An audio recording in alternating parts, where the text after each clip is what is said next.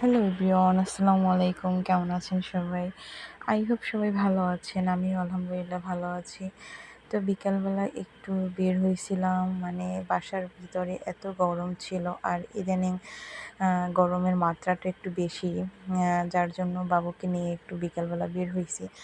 আর বাইরে এত পরিমাণ বাতাস ছিল, আর এই জায়গাটা আসলে আমার মনটা এমনিতেই অনেক ভালো হয়ে যায়।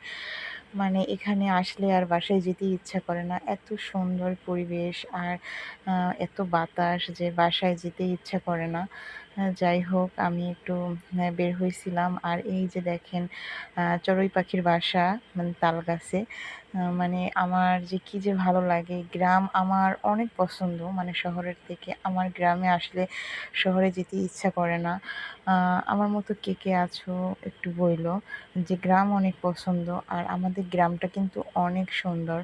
মানে খুবই, মানে সাজানো গোছানো আমার কাছে মনে হয়। ভাল লাগে আমার কাছে। হয়তো যার, যার গ্রাম তার কাছে অনেক ভাল লাগে। এটাই স্বাভাবিক। আমাদের গ্রামটা অনেক সুন্দর। আর এখানে মিষ্টি আলু তুলতেছিল। আর এখন এই সিজনে বাদাম, তারপর কাঁচামরিচ, মিষ্টি আলু, আরও অনেক মানে সবজি দেয় এই সিজনে। যাই হোক, মাশাআল্লাহ গাছে অনেক মরিচ ধরছে। তো আমি আবার একটু ভিডিও নিতেছিলাম ঘুরে, ঘুরে।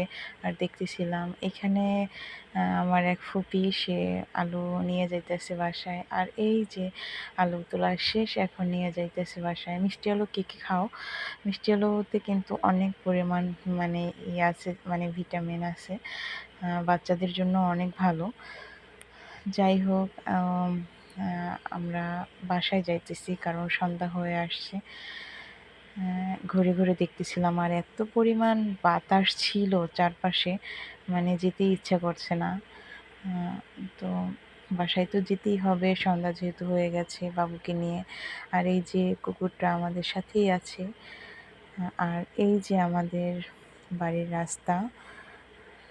আর হাঁটতে ভালোই লাগে বিকালবেলা, এরকম খোলা মাঠ, চারপাশে সবুজ।